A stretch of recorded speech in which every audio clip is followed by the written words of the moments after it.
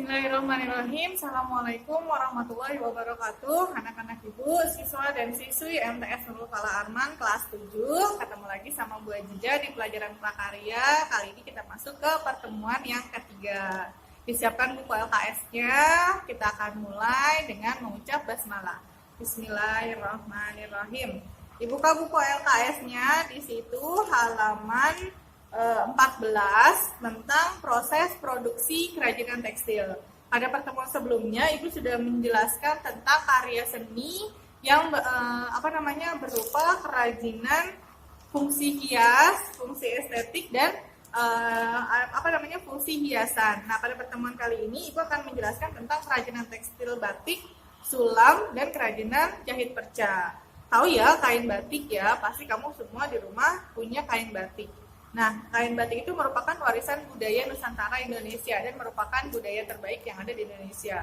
Kalau kita pakai batik di luar negeri, maka orang luar negeri sudah tahu berarti kita berasal dari Indonesia, ya, karena merupakan ciri khas.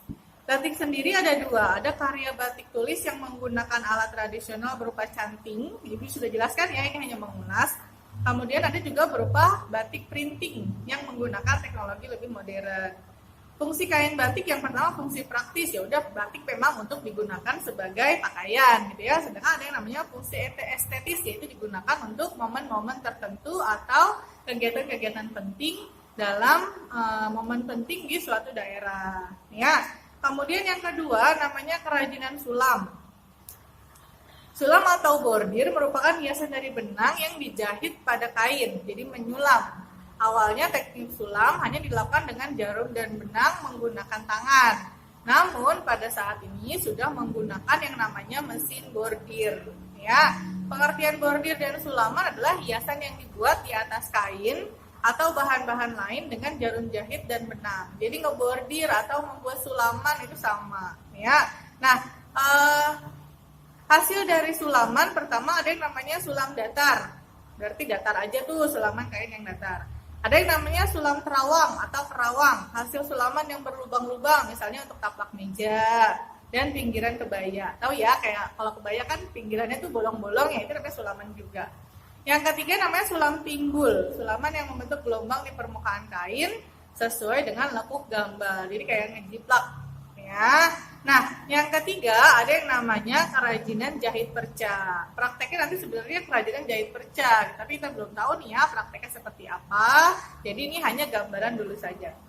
Yang pertama, jahit perca adalah kain perca, tahu ya? Kain perca itu adalah sisa-sisa guntingan kain yang ada setelah membuat pakaian atau karya kerajinan tekstil lainnya. Jadi sisahan gitu ya, bekas-bekas bikin baju, ada bagian yang lebihnya, nah itu namanya kain perca.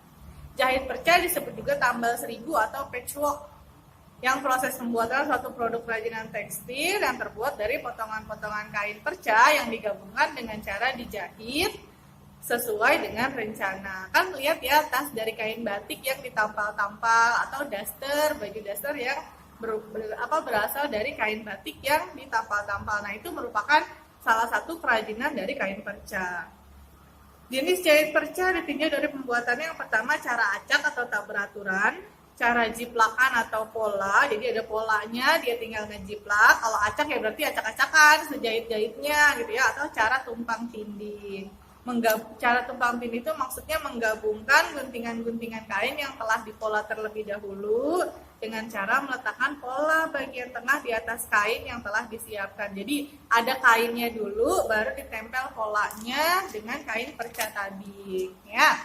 Kemudian yang keempat cara jahit dilujur pakai mesin.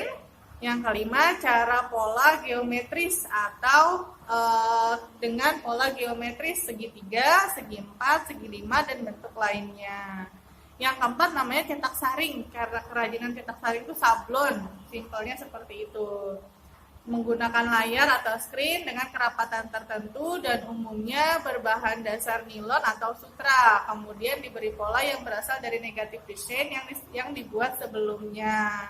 Jadi kerajinan sablon menggunakan mesin sablon gitu ya, kurang lebih. Nah, di sini ada contoh produk kerajinan dari bahan tekstil. Ada tempat pensil dari kain flanel. Kamu bisa lihat ya di bukumu halaman 16, di situ ada kain flanel nih, tempat pensil dari kain flanel.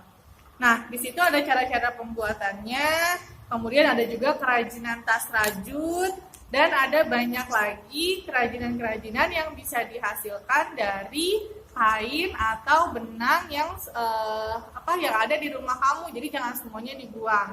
Bagaimana langkah-langkahnya? Kamu bisa lihat dulu di buku. Nanti di pertemuan berikutnya Ibu akan memberikan contoh bagaimana cara membuat kerajinan tersebut. Anak-anak Ibu, untuk tugas hari ini dilihat halaman 18. Di situ ada kolom penilaian harian.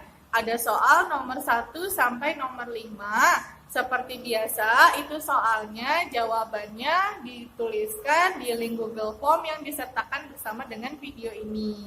Jadi, ini soalnya ya, 5, 1, 2, 3, 4, 5. Nanti kamu langsung jawab di link. Nggak usah dijawab di LKS, tapi dijawabnya di link. Mudah-mudahan apa yang Ibu sampaikan dapat dipahami. Terima kasih atas perhatiannya. Jika kurang jelas, bisa WA Ibu untuk diberikan penjelasan lebih detail lagi. Terima kasih. Assalamualaikum warahmatullahi wabarakatuh.